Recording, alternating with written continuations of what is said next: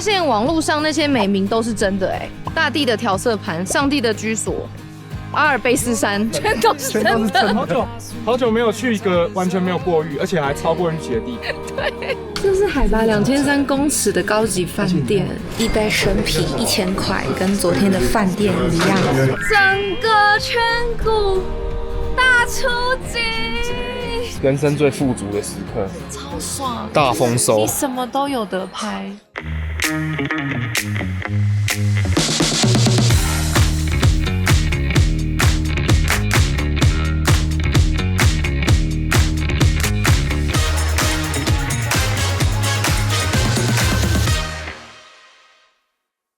嗨，大家好，我是舍令，欢迎大家回到。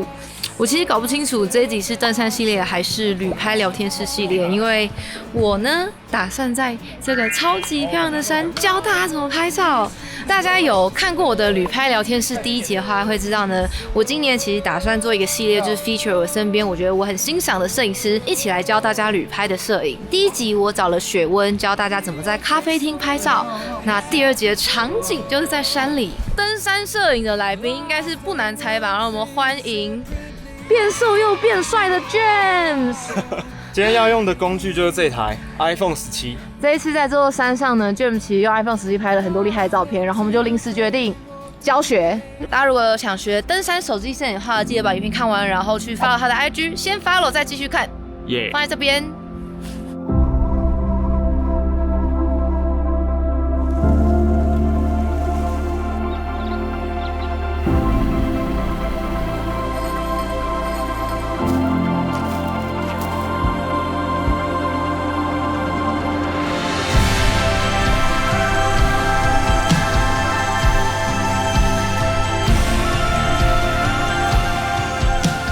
现在是摄影师人生最富足的时刻，超爽，大丰收，你什么都有得拍，整个圈谷大出击。谢谢山神大请招待。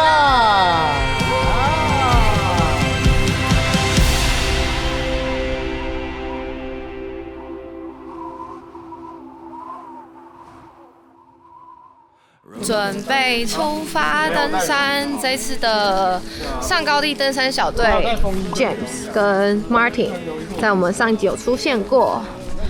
对，我们今天的行程呢，其实会有点小赶，我们要从这个上高地的市区一路冲进那个菏泽圈谷，听说是一个满山满谷枫叶的圈谷，会非常的漂亮。这一次要分享登山手机摄影的地点是你也许没听过，但在日本非常知名的菏泽圈谷。我们的出发地是长野县非常有名的神明居所上高地，它位于日本长野县北阿尔卑斯山的最高连峰之间，是日本知名的冰石地形与登山景点，周围被北穗高岳、前穗高岳、奥穗高岳等3000公尺以上的高山围绕。而我们选择在这里最著名的枫叶季造访，据说这个时候整个圈谷都是橘色的，也被誉为日本最美的高山红叶区。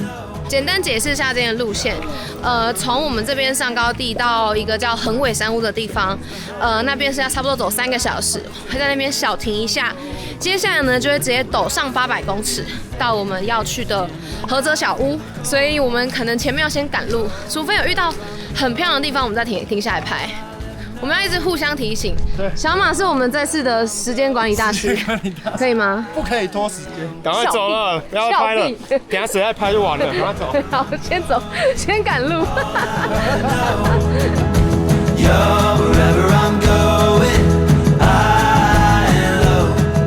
发现有一个重要资讯，刚刚没有跟你们说到，这次我来上高地其实是有带行李箱的，因为我有蛮多就是斗篷啊、漂亮的衣服，但我们都把行李箱寄放在我们昨天住的饭店，而且很好，是免费的。哇，这就是我们上高地小组的实力吗？没错，我们前3K 只走40分钟，不到是吗？37。就走完了。网络上的数据呢，其实是说走来名城是差不多1个小时，但是我们刚刚就是全力暴走，因为要赶路，然后最后是走了40分钟。穗高奥沟，然后那边就是我们昨天有去的名神池了。这段路其实对于有在爬山的人来说，是蛮轻松的，因为它都是平路。我昨天在走这段的时候，我就觉得非常的适合带长辈来走，因为你就可以让他们运动，然后走来呢就可以看到很棒的池子。大家如果想要看这些景点的话，可以到我们应该是2个礼拜前上的上高地攻略。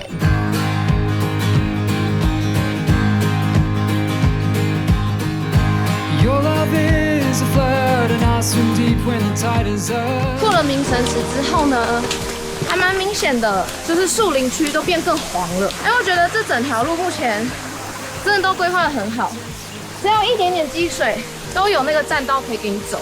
下面的水看起来非常的清澈。这整条山路呢，你沿路都会看到熊狸，因为这一区其实是黑熊出没的地方，其实还蛮恐怖的，所以经过的时候可以敲一下。现在来到第2个山屋，叫做德泽山屋。看这个山屋有多可爱，上面都是橘橘黄黄的树。反正这条路呢，大概就是每隔1个小时就会有一个山屋可以吃东西、休息、喝水、贩卖机、厕所什么的，就是非常非常舒服。OK， 继续再走1个小时。那我们刚刚其实一直都是沿着这个紫川的上游，然后慢慢的往山谷里面走。他们把2条树的中间堆起一条路，然后旁边一样都是很多颜色的树。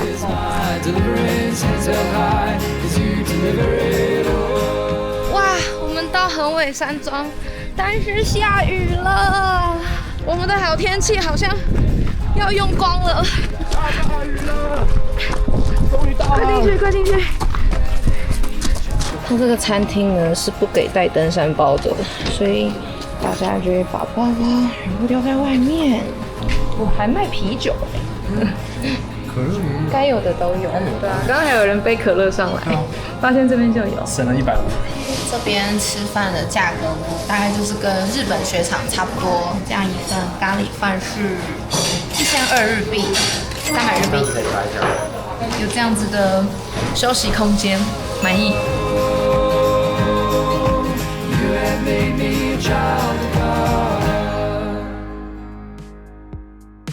小马示范一下防水打包。以前我们都会在外面加那个背包套，但后来发现背包套会有一些漏洞，对，然后它就会渗进去，所以后来发现最好的方法是直接做一个这个大袋子，你就拿，因为这个也没有重量，就拿一个超级大袋子，然后在里面，然后其他东西就丢进去，然后包起来。OK， 现在外面雨超级大，但是我们还是希望今天可以走到菏泽山屋，所以现在正在做冒雨爬山的准备。我没有准备小马那样子的袋子，但是至少我的包包里面呢都会有这种防水袋，所以会把绝对不能湿的东西，像是羽绒衣之类的丢进来，保命的东西。对，保命的东西是绝对不能湿。没错，Cynthia 给的好观念。我们之前都会把自己弄死，现在都学会了。对，都学会了。冒雨出发，但是现在雨看起来有小一点点了。12点45分，希望到山屋之前雨都不要再变大。这部分顺便可以跟大家聊一下爬山摄影这件事情。你目前觉得有什么方法可以不要拖到大家进度？就你要一直去磨练你拍东西的技巧、效率，所以你拍东西会很快，然后你可以预测到人家走到这边，刚好就拍完就走了。然后你的体力就是要比同团的人都稍微好一点点。所以你给登山摄影者的建议就是，先把你的体力练好。还有一个很核心是，真的不要想要带一大堆的摄影器材上山，真的毫无意义。然后我觉得还有一个点很重要是，你要很懂得克制。对，就是哪里值得拍，哪里就是大概就好。对，有一个，之前我爬山有一个很大的体悟，就是我可能在上升的时候，我就发现沿途很多漂亮的风景。对。然后就拍了一大堆素材，但是都是差强人意的。对。可是最后在山顶发现，早知道从山顶往下拍就好。对。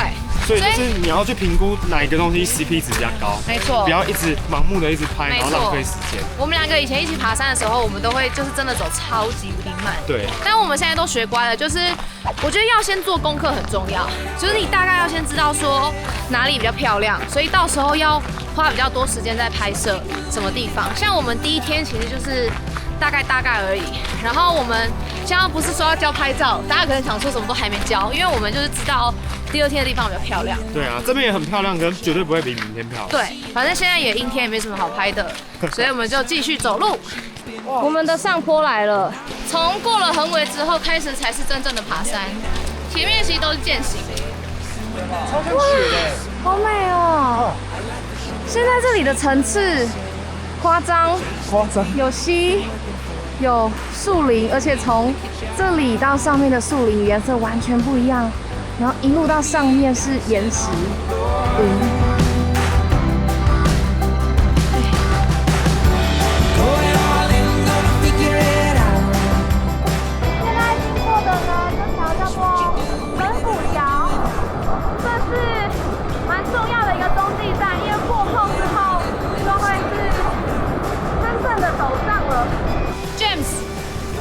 桥过了几次？应该有10次吧。我应该有12次。跟大家分享一下，为什么我们爬山要很快，是因为到很漂亮的地方，我们就要走很多次。就像这个桥啊，一次拍影片，一次拍照片，一次拍直的，一次拍横的，就是这么的夸张。所以虽然说我们走的算是蛮快的，但最后呢，还是会跟大家差不多时间，或是慢一点到。登山摄影还有一个重要的技巧，就是要找一个像这样子很有耐心的旅伴，都不会生气的那一种。站在这边放一直看，好美好美哇！总之这个本古桥很好拍，真的很好拍。然后我们现在没有时间拍教学，因为雨太大了。回程如果是好天气，可以在这边教一点东西。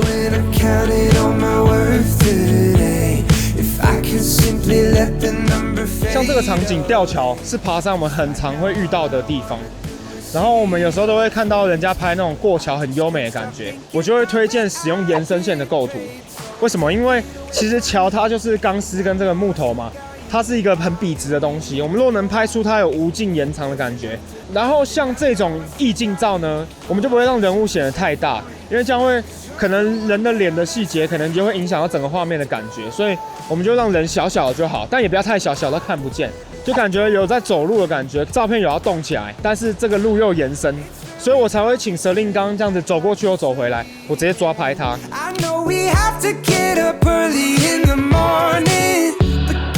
们长得像晴天娃娃没错，很怪，蛮可爱的。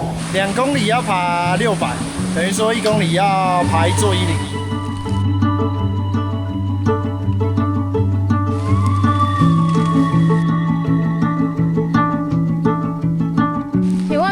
疲惫程度0%，其实这个陡上对我们来说好像都还好，对啊，还可以接受。他们2个疲惫程度是0%，我差不多40，就是微喘，可是都走得动。去过雪山的人应该一定可以完成。台湾的雪山，对，应该是跟雪山差不多。我们目前为止停下来都是因为漂亮，想看一下，都没有因为很累所以而停下来。你可以想象得到，如果后面是大晴天的话，麻烦子涵帮我 P 成晴天，谢谢。没问题，这就是上高地晴天的样子。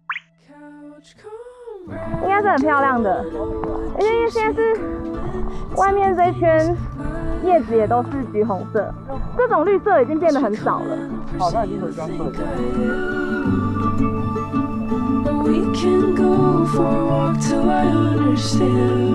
耶！最喜欢雨天爬山了，好凉哦，好舒服，一点都不会热，都不会晒伤。等下上去又不用洗澡，因为已经洗好了。对，超爽的，你们都要试试看。而且其实我觉得雨天的时候 ，iPhone 真的是一个很好的帮手，因为雨天的时候相机真的不能淋雨。大家今天上山拍的一些画面，很多是用手机拍的。看到生物了哎！啊，是哦，哎，真的哎，亮亮的，就在那里了，很小很小。哦，你看我们其实就在圈谷里面。然后我们的山屋是圈谷中间的一个小山丘，那里上面的一栋房子。对，现在天气真的太差了。对啊，好扯哦。这里其实全都是山啊。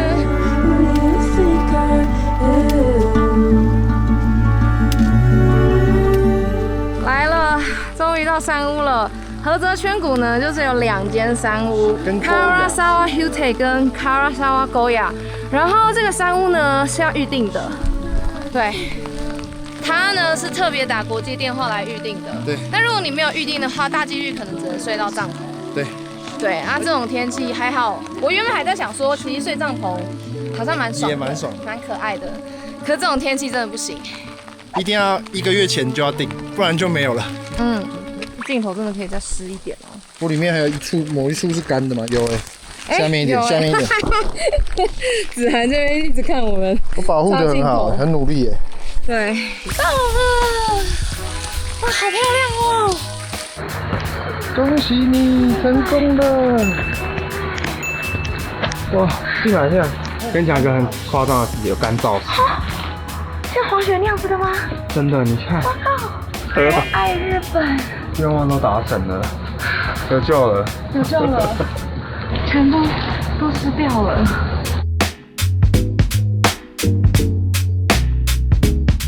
现在已经全力复活了，全身上下都是干的。我爱日本，好爽！哇，这个山屋的风景太棒了吧！我们刚刚是从这边上来的吗？对啊，山都开了。Hello， 是粉丝吗？对不起，吓到你们。这里可以放鞋子，也可以借拖鞋。所以来这边爬山是不用带营地鞋的。如果你住山屋的话，像饭店 check in 一样，要写你的基本资料哦。现在来到这里，有一种好舒适温暖的感觉。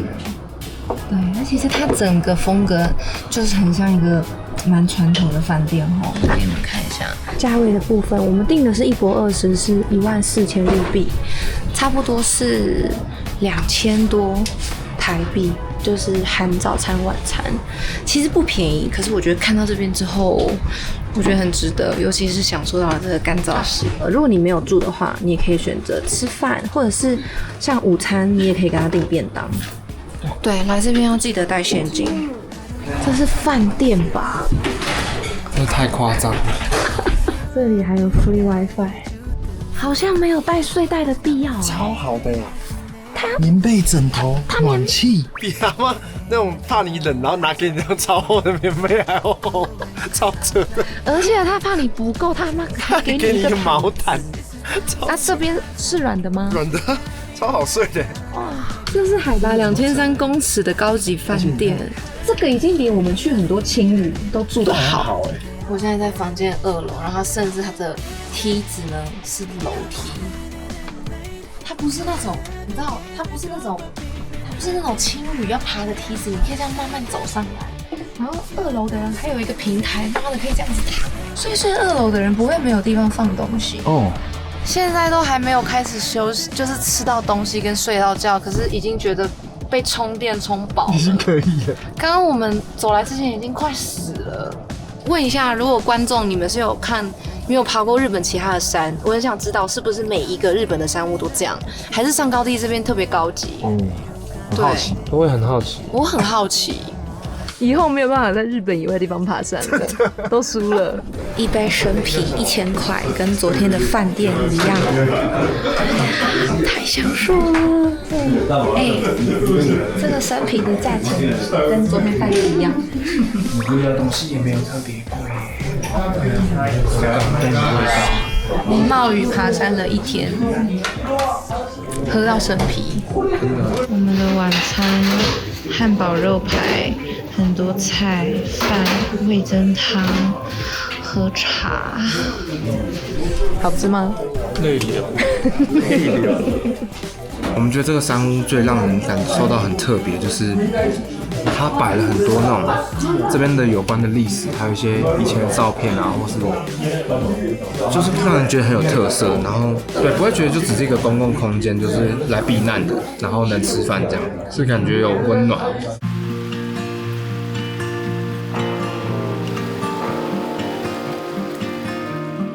山屋还有一个谈话室，因为在房间里面有人在休息，就不方便讲话，特别开了一个空间让你聊天。你看日本人多贴心，来哦，聊天哦，聊天哦，现在在这里就可以讲话，就可以聊天了。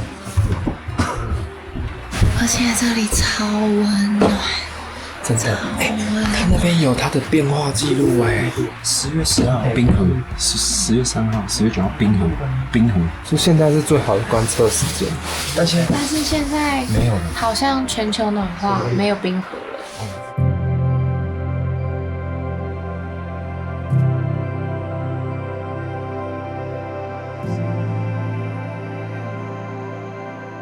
大家早安，现在是隔天早上5点半，雨终于停了。趁这个时间呢，我先跟大家分享一下这个山屋的户外区。昨天没有时间开箱，因为太冷了。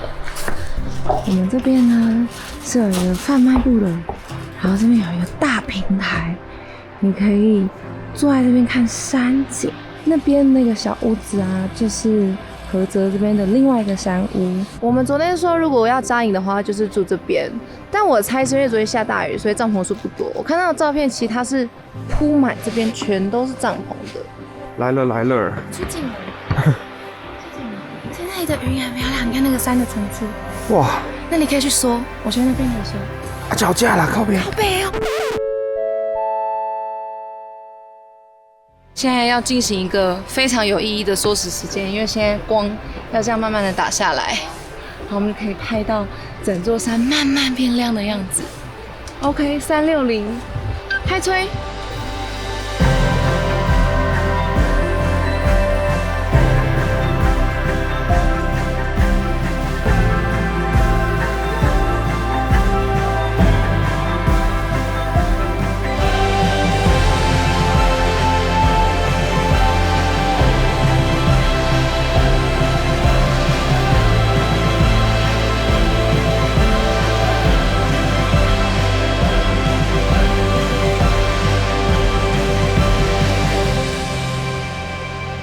来哦，在这个位置给大家看一下整个菏泽圈谷有多漂亮。那里是菏泽山屋，然后我们昨天是从那边一路走上来的，整片都出景了，我们的梦想成真了。昨天淋的那些雨全都有意义了，没有办法选呢。这没有给人活哎，没有给人活。靠，快死了！快点说，快点说，那里。哦，对，好，你先把它拍完。现在让我想起我去年去尼泊尔的时候，也是上 ABC 山屋的当天，也是下雨下到爆，整片白墙，几乎是没有任何希望。隔天才出景，也是像这样子的圈谷，只是那时候整片是白色，但现在整片是橘色的，太感动。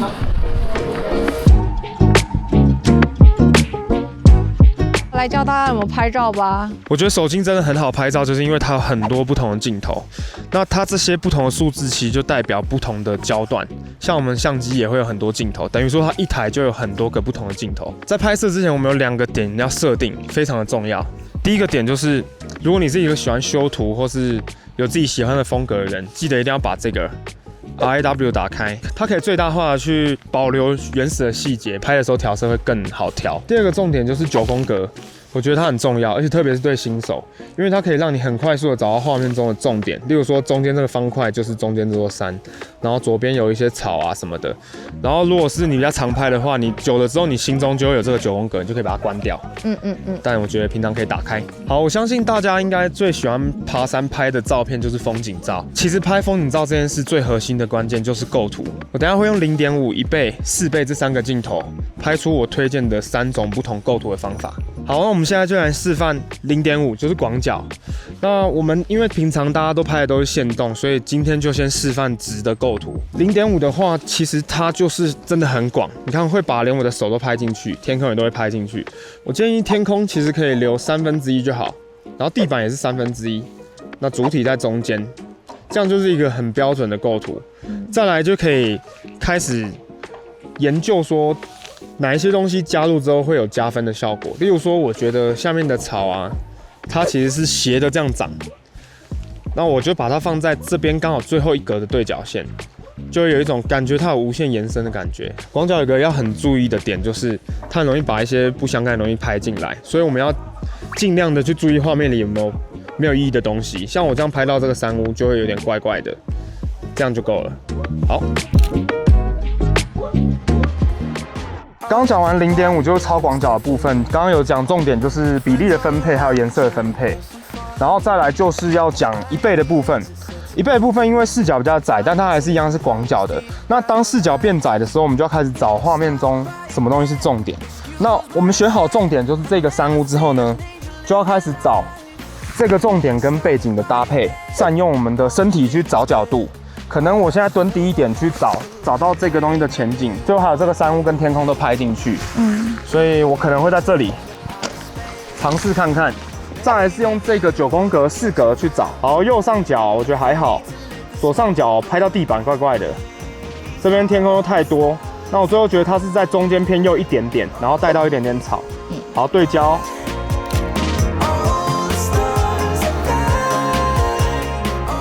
现在我要来讲解这个4倍的功能。对我来说，我觉得这种长焦最重要就是拍出细节。像现在那个云这样子从山谷洒出来，下面有点黄黄的，我就会想要专注在这个框框内。像我现在如果用0.5，就会全部拍进来。可是如果是4倍的话，我就可以很专注的在这边拍到我想要的照片。而像如果现在这种状态，云特别多的情况，你就要特别小心。你如果主体对在比较暗的地方，上面就会整个太亮。所以我们要找一个平衡点，然后稍微压一下，反正回去还可以再修。好，这样就还不错。然后来一点错误的示范。错误的示范就是，例如说这个地方它就是没有什么层次，它其实就是山。那如果你还直接这样子面着它拍的话，你就会拍到一些没有意义的东西。我们就是要找出这种对角线，或是这种分割感。有层次的，善用你的9宫格去寻找。我觉得做摄影最重要的就是尝试，你一定要把你每个焦点打开，然后一直去找你想要的构图，这样才是一个最有效率的方法。好，现在找到一个真的很完美的4倍的哦，很漂亮哎。可以看到，像我就会把这个9宫格下面这边做一个对角线。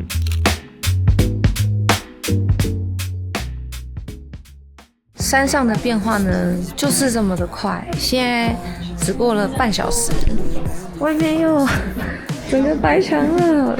如果你不是住这个山屋，但经过这边还是可以跟他的贩卖部买点东西。这边是有泡面的，然后你可以点饭，然后还可以点拉面。然后这边也是有酒。对，这个山屋真的是太完美了。真的好满足哦。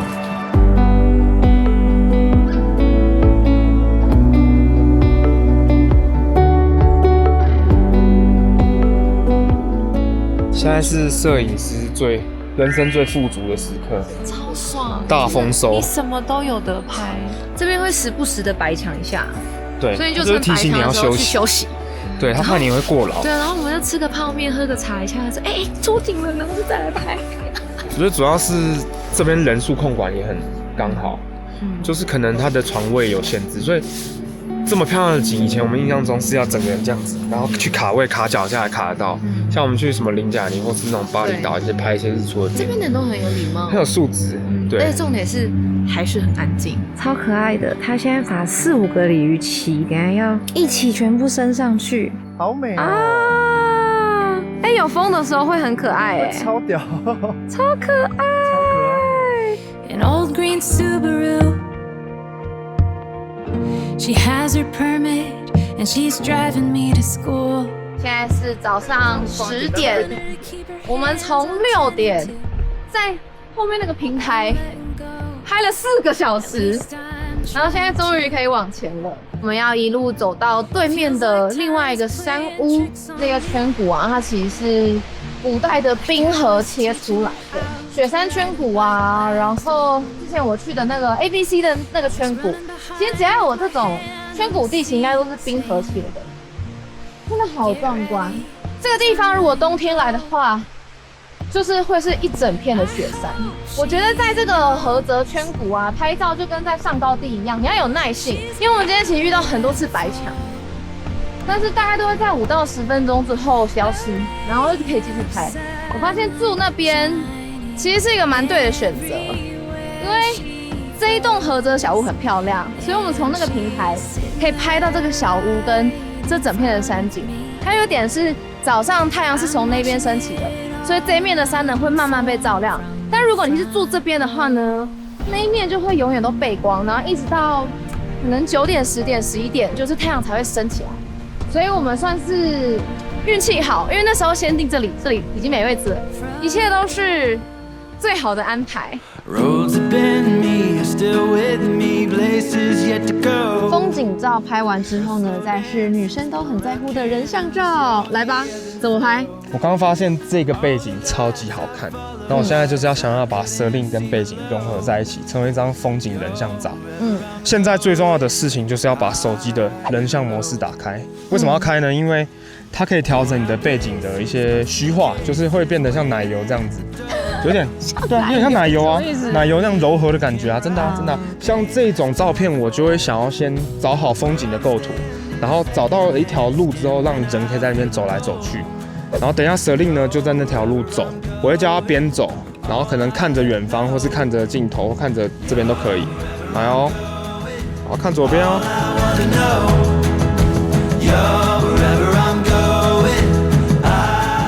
我觉得摄影师还有一点很重要是，像 James 会跟我说脸应该要看哪边，因为哪里面光有时候我们自己不一定知道。对啊，对啊，对。所以摄影师记得一定要指导 model。我们如果拍的人不是本来就平常常拍照的，我们就尽量不要摆拍。我们让他这样走来走去的用意，就是希望他的整个步伐跟眼神还有看的方向都很自然，所以我才会希望他一直走动。但是很重要一点是要慢慢的走，因为人像模式它会需要一点时间来算。对，他要抓那个时间，所以就是你要走得很慢。好，再来是我刚刚一开始说的人像模式最重要，就是因为我们可以调整它背景的模糊程度。像这张图，我就可以把这个设定打开，然后按这个 F 就是光圈的意思，反正它就是去模拟相机的功能。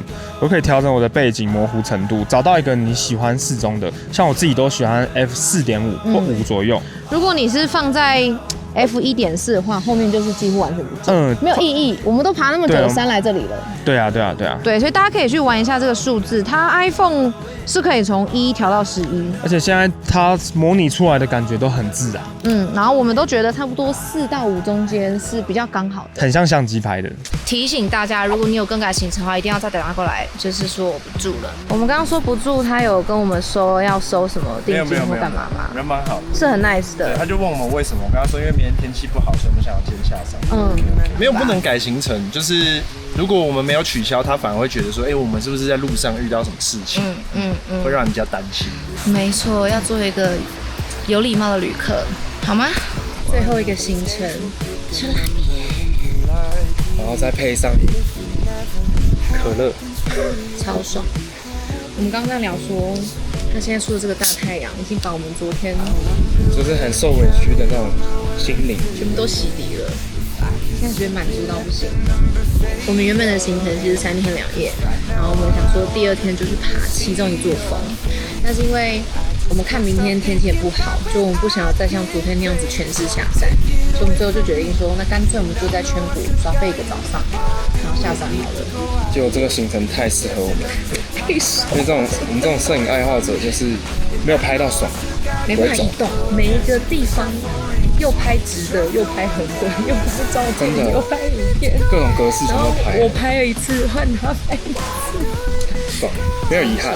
但是这边呢，其实有一个很有名的路线，大家如果有想看那个表银座纵走的 vlog 的话，我再找一些爱爬山的人一起来。我们这次算是探勘，3人小组，摄影真的很爽。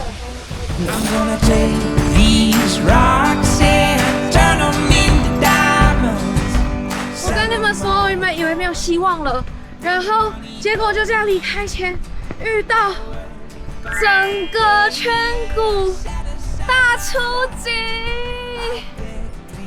太开心了，太开心了！所以呢，我决定要再站回这个圈谷的正中间，好好的再欣赏一次，好好的再感谢一次自己有坚持上来这个地方。谢谢老天爷在离开前给了我一个超棒的礼物。那差不多这支影片就会到这边结束了。关于这个菏泽圈谷呢，其实还有很多玩法。你们看上面这些山呢、其实通通可以爬，然后你也可以选一座山上去之后走上面那个棱线。还有另外一种走法呢，是有些人会从有一座山叫表银座，然后再从上高地下去，是一个很知名的这种走路线。反正关于日本的登山呢，真的。